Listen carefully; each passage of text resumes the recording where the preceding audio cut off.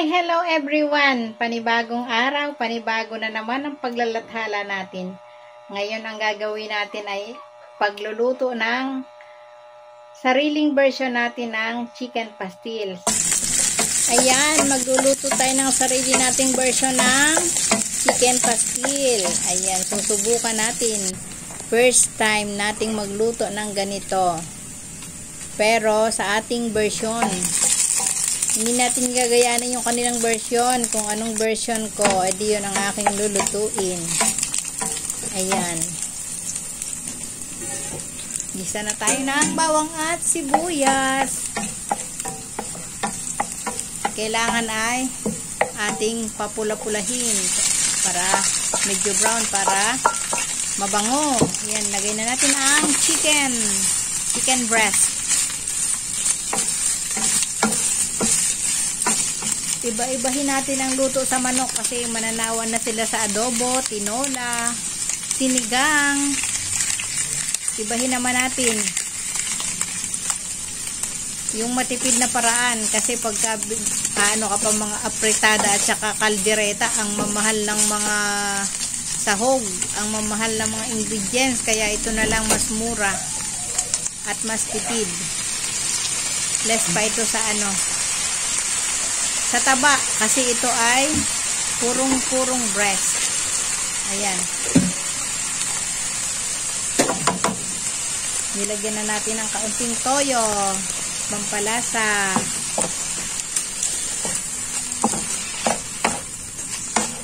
Diskarte para sa healthy life. Ayan, lagay natin ang ating pinaglagaan. Konti na lang natira kasi isinabaw ko. Isinabaw ko sa pagkain ko. Yung iba, ako lang kasi dito mag-isa sa bahay, kaya kung ano-ano na lang ang aking iniuulam. Hindi naman ako masyadong mahilig mag-ulam. Basta't may lasa yung aking kanin ay ayos na. Ayan, nilagyan na natin ng black pepper. Halo-halo ulit. Lagyan natin ng garbanzos. O, diba? Kakaiba. Kasi may natira ko ditong isang malaking lata ng garbanzos para magamit ko. Ayan, inilagay ko na dyan sa chicken pastil. Pamparami din at pampa-design, diba?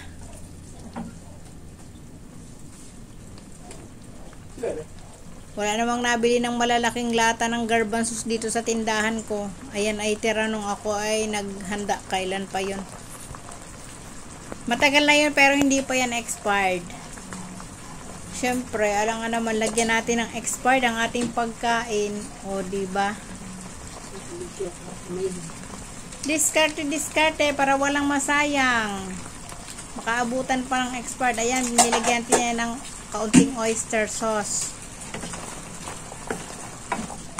Ganyan ba talaga ang pagluluto ng chicken pastil?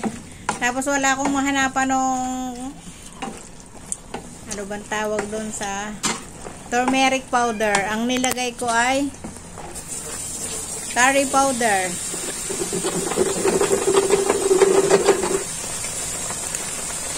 Ang sarap niyan, promise.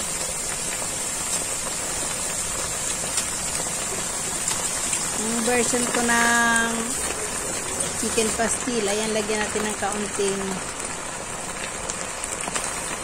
bechin.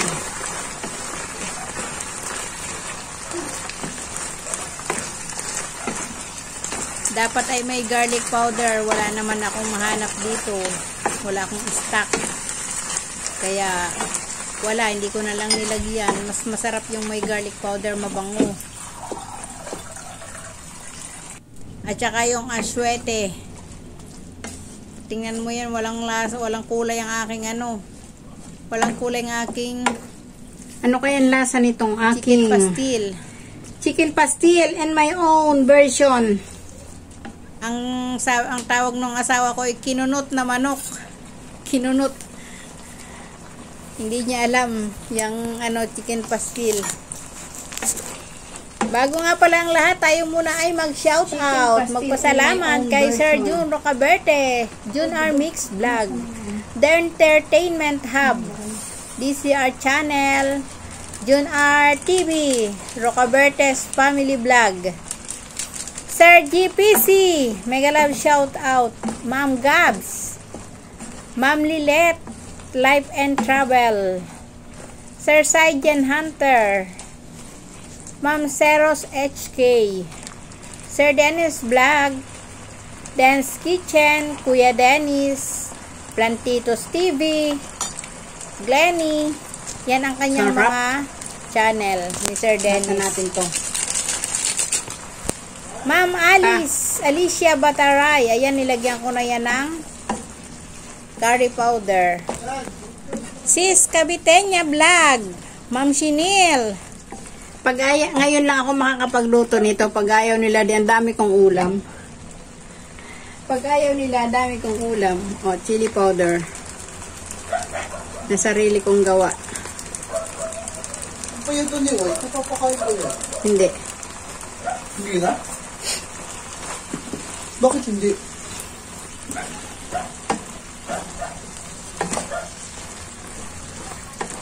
Shout out din kay Manager Kaya ko nang Elon masyadong maraming mantika. Yung iba kasi sa mantika Just niluluto. Sir Tuneba Mix Vlog, kay Ma'am Tres Marias, mega loud shout out. Link Ayaw ko nang Channel, masyadong oily. Ma'am Lynn SG No Live, cholesterol. Ma'am Josela in Hong Kong, maraming salamat. Sir Chicken the Explorer, May I thank taste you it? so much. Mr. Lee Art, Sir Eric Kids Story, Wow, Ma'am panalo. Ams Vlog, maraming salamat. At sa mga Bakit hindi hindi ko pa makulay? nabanggit at napasalamatan, Pero maraming tama na ang salamat lasa. sa Hindi inyong makulay. lahat. Kaunti lang soy sauce na nilagay ko kaya hindi makulay. Tikman mo, sarap.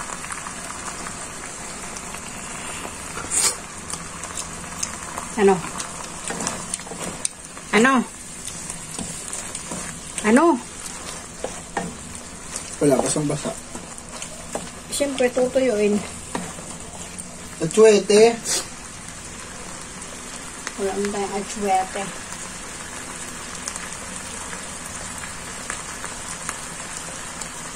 Huwag na mag-atsuete.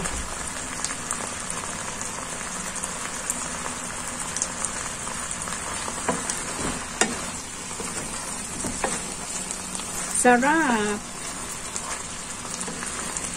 Mag-atsuete ka pa, masarap na nga eh. Huwag nang kulay, hayaan nung walang kulay. Sarap naman. Nilagyan ko ng garbanzos. Garbanzos ito guys. O, garbanzos.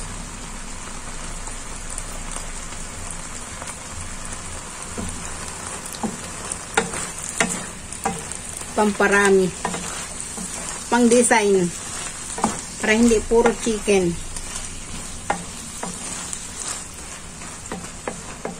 Labog na ang chicken.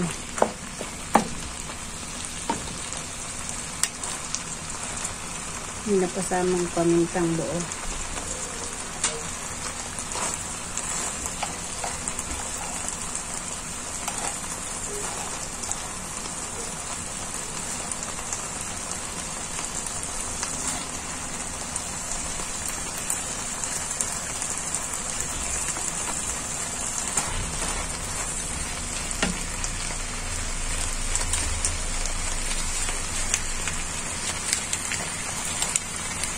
Chicken granules.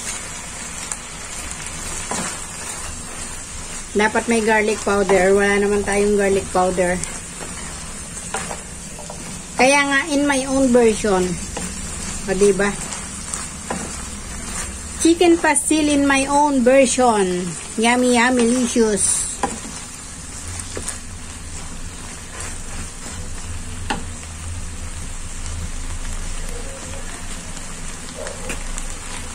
Panay ang tikim guys.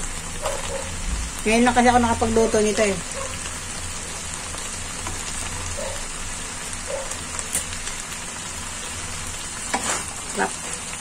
Lagyan ko pang kaunting black pepper. Para kagat na kagat ang anghang. Pero meron ng chili powder. Hindi ko masyadong nilagyan. Baka ayaw ng asawa ko nung masyadong anghang. Baka sa harip ng matuwa ay umasbok ang usok. Paminta. Pamintang buo.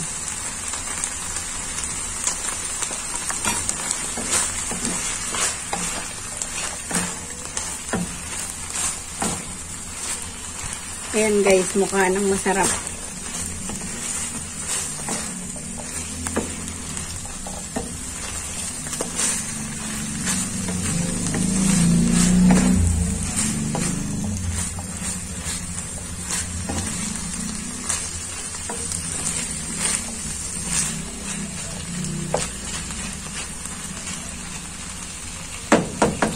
Sinipag lang magluto niyan.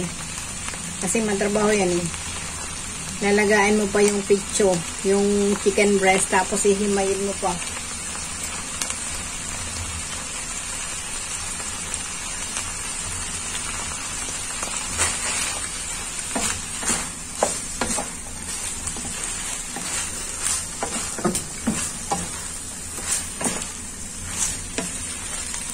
Ito siguro ang masarap ng pampulutan.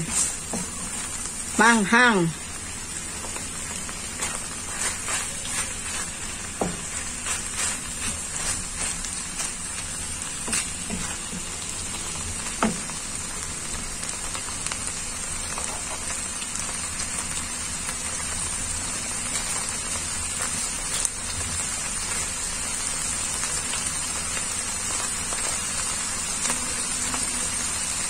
Ayan, luto na guys ang aking chicken pastel in my own version. Diba? May own version ako ng chicken pastel. Bakit ba? Isa yan ang gusto ko, diba? Oh. Gusto ko may garban sauce. Pampasakit ng tuhod.